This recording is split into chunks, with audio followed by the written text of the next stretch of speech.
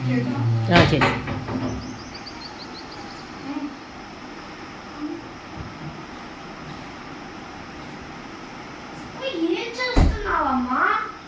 Evening అయిపోయింది కదా నాన్న, డోర్స్ వేసేస్తాను, లేకపోతే మళ్ళీ మొత్తం అంతా దోమలు వచ్చేస్తాయి కదా.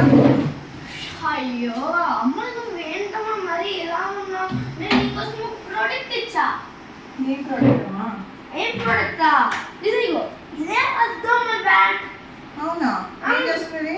ఇదా నార్మల్ దోమల బ్యాట్ లో దోమల్ని కొట్టడంలోనే కాదు. ఇప్పుడు సపోజ్ మనం నార్మల్ బ్యాట్ లో అయితే ఎడ్జ్ లో ఉండేదైతే కొట్టలేము కదా. బట్ ఇది యాంకిలర్ డిజైన్ తో రావడం వల్ల డైరెక్ట్ గా అంత మూలలో ఉన్నదాన్ని కూడా ఈజీగా కొట్టచ్చు. ఓకే. ఇంకోటి ఇప్పుడు సరే నాన్న, అయితే ఛార్జింగ్ పెట్టాలా? పెట్టాలి. నేను ఆల్రెడీ ఇందాక పెట్టాను మమ్మీ. సరే ఓకే. ఇక్కడ దీన్ని పెట్టానా?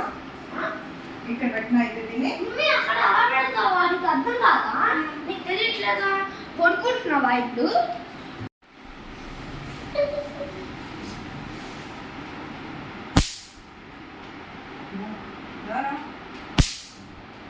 ఏం చేస్తున్నావమ్మా? ఏం చేస్తున్నాను? దీంతోనే దోమ కొడుతున్నాను. అవునా? నువ్వు ఇప్పుడు ఇద్దరు పడుకుని లేచి మళ్ళీ కొట్టుకుని మళ్ళీ పడుకునే పని అక్కర్లేదు. దీనికి 2 ఫీచర్స్ ఉంది. దీంతో ఏం చేస్తామంటే చిన్న టేబుల్ మీద ఇది పెట్టుకుని ఇది ఇలా పెట్టుకుంటే దాన్ని అప్పుడు నువ్వు వస్తామని కింద పెట్టి లేపితే పోతుంది.